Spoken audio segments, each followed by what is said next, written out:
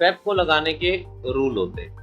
जब भी फैब लगाई जाती है इसके क्या होते हैं, कुछ रूल्स होते हैं लगाने के। नंबर 2, फैब के लेवल्स होते हैं। नंबर 3, फैब की अलाइनमेंट होती है। जब भी हम फेबिनाची को लगाते हैं तो फेबिनाची के रूल्स होते हैं। अब रूल नंबर 1 क्या है कि फैब हमेशा एक मूव पे लगेगी, पूरे मूव पे। आपका हाई कंफर्म होना चाहिए, आपका लो कंफर्म होना चाहिए। आपका हाई और लो कंफर्म होना चाहिए, उसके बाद आप क्या लगा सकते हैं, फैब लगा सकते हैं। अभी अगर मैं लगाऊं तो यहाँ पे इस पूरे मूव में अगर मैं काउंट करूं तो ये एक सिंगल मूव है, ये एक सिंगल मूव है H4 के हिसाब से। H4 के हिसाब से क्या है, ये एक सिंगल मूव है। तो इस पूरे सिंगल मूव के ऊपर क्या लगेगी, आपकी फैब लगेगी। क्यों? क्योंकि यहाँ पे आपका लो कंफर्म हुआ है, यहाँ पर आपका हाई कंफर्म हुआ है। ठीक हो गया।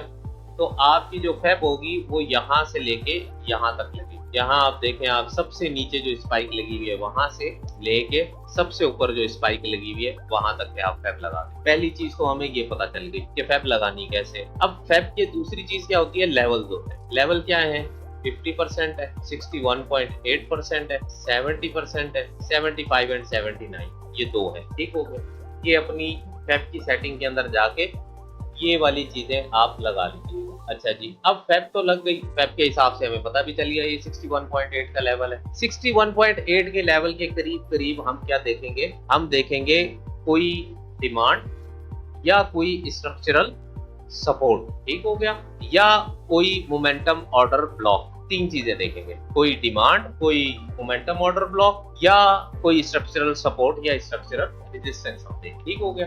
जब मार्केट 61.8 पर आई, 61.8 पर आई, तो क्या हम कह सकते हैं यहाँ पर H4 की स्ट्रक्चरल सपोर्ट पड़ी थी, इसके नीचे पड़ी। कहाँ थी, इसके नीचे, 61.8 के नीचे स्ट्रक्चरल सपोर्ट पड़ी हुई थी। तो क्या हम 61.8 के इस लेवल के ऊपर एविडेंस देख सकते थे? बिल्कुल देख सकते थे। और हमने यहाँ पे एविडेंस देखा भी, देखने के बाद हमने यहाँ से बाय किया भी। क्लियर हो गई एक चीज। अब ये फैब लगी हुई है, ये हमें और भी दो लेवल्स बता रही है।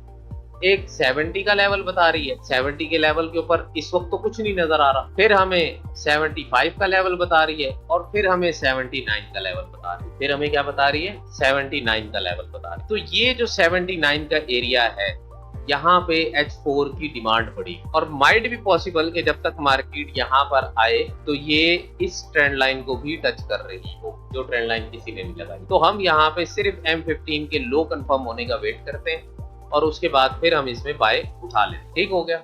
70 का एरिया मेरे हिसाब से अच्छा नहीं है, 79 का एरिया अच्छा है। अच्छा, अब एक और चीज, जब मार्केट ने ये ब्रेक ऑफ स्ट्रक्चर दिया था, ये एक अलग चीज है, अलग साइंस है।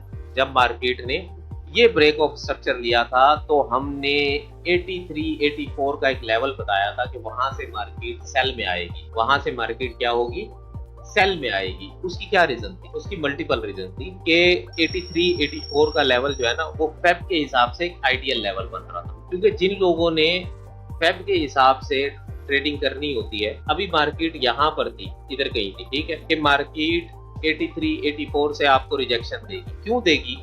क्योंकि जब हमने यहाँ पे फैब लगाई थी ना, उस वक्त जब हमने फैब लगाई थी तो हमें पता चल गया था कि इसकी 79 पे डिमांड है, 61.8 के ऊपर इसकी एक और हमारे पास सपोर्ट पड़ी हुई है।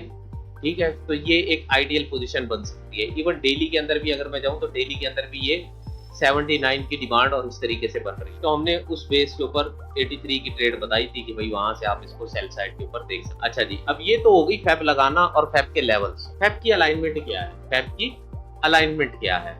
फैब की अलाइनमेंट ये है, मंथली में जाएं। अभी तक मंथली का हाई कंफर्म नहीं हुआ, अभी तक मंथली का हाई कंफर्म नहीं हुआ, लो कंफर्म हो चुका है। अगर मैं कहूं कि इस लो के हिसाब से तो कहानी ऊपर ही निकल गई। इस लो के हिसाब से सही है। जो पहली रिजेक्शन ली थी मार्केट ने, क्या वो डिमांड 79 के ऊपर नहीं आ रही? जहां से मार्केट ने पहली रिजेक्शन ली है आपकी मंथली, बिल्कुल आ रही थी। 61.8 के ऊपर आपका ब्रेकर ब्लॉक नहीं आ रहा था, बिल्कुल आ रहा था। तो इसका मतलब ये वाली जो रिजेक्शन थी ये पढ़नी चाहिए थी इसके ऊपर, आइडियल रिजेक्शन थी। अच्छा, अब अलाइनमेंट की जो मैं बात कर रहा हूँ ना, फैब की अलाइनमेंट, उसको जरा समझो, वो इंपॉर्टेंट है। Monthly, weekly, daily, H4। Monthly का लो कंफर्म हो, हाई कंफर्म, ठीक है। फेब की अलाइनमेंट क्या है, मंथली का अगर लो एंड हाई कंफर्म है, लो कंफर्म है, हाई कंफर्म है, आपने एक फेब यहाँ लगानी है। वीकली का लो कंफर्म है, हाई कंफर्म है, आपने एक फेब यहाँ लगानी है। डेली का लो कंफर्म है, हाई कंफर्म है, आपने एक फेब इधर लगा देनी है। H4 का लो कंफर्म है, हाई कंफर्म है, आपने एक फेब इधर लगा, ठीक हो गया।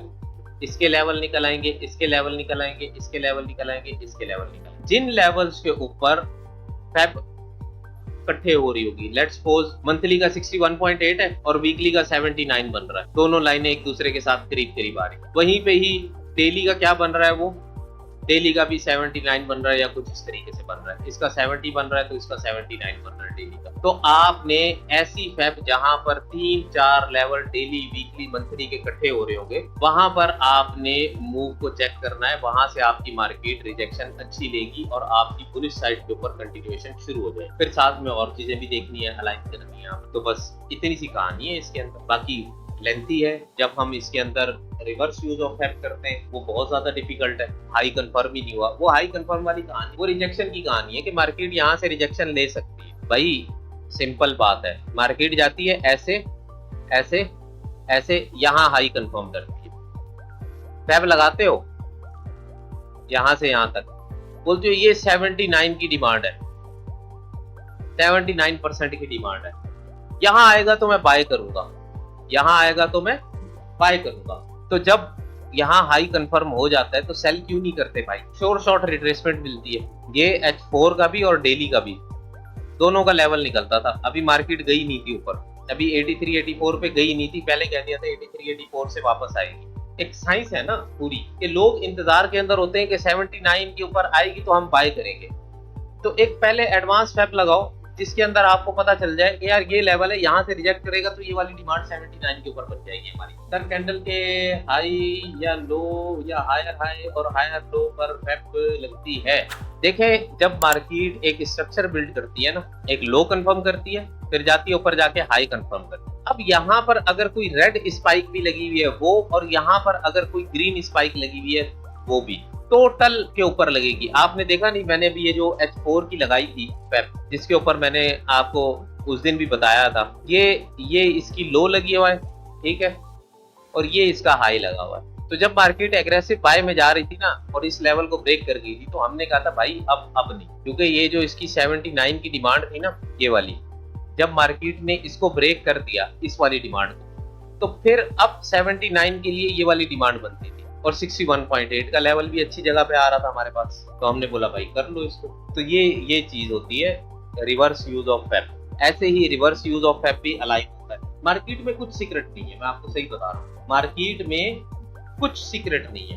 अगर कोई बंदा बोल रहा है ना कि मार्केट में सीक्रेट है, मेरी स्ट्रेटेजी लीक हो जाएगी, मैं नहीं बताऊंगा आपको, रहने दो ये सारी चीजें। ऐसा कुछ भी नहीं है मार्केट में कि स्ट्रेटेजी लीक होती है, सीक्रेट लीक हो जाते हैं, नहीं, कुछ भी नहीं है। फेब बड़े काम की चीज है अगर किसी को लगानी आ जाए।